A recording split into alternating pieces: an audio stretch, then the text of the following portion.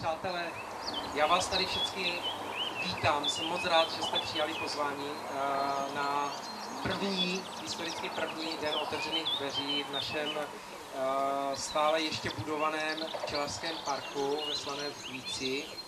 Tady vystupuji v dvojjediné roli. Jedna, která předsedy základní organizace ve Slaném a vedoucího včelařského kroužku při základní organizaci a taky jako majitel firmy Apis Rostia, která je obchodním zástupcem značky Apinovo a Lega.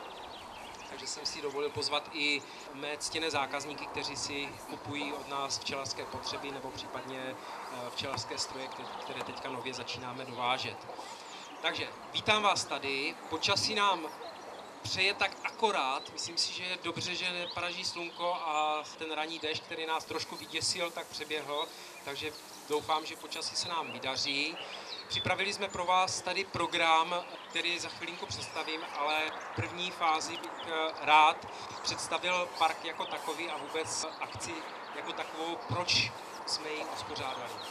Máme tady mezi námi starostu města Slaného, pana Hrabánka, který je vlastně představitelem našeho největšího sponzora spolu se Středočeským krajem, díky nímž tady tento park vzniká.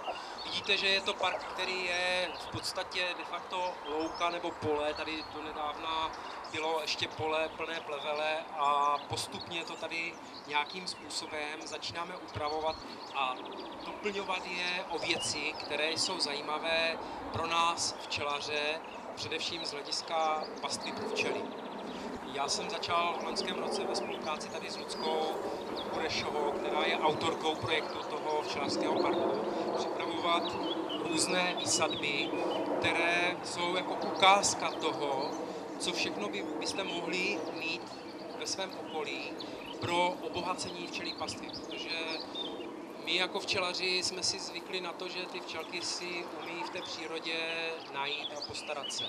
Ale myslím si, že bohužel už v nás není to, co bývalo v těch starých generacích, kteří mysleli i na to, že by měli sami přispět k tomu, aby ta včelí pastva byla bohatá a pestrá a tou svojí činností přispívali k rozvoji včelí pastvy. Dneska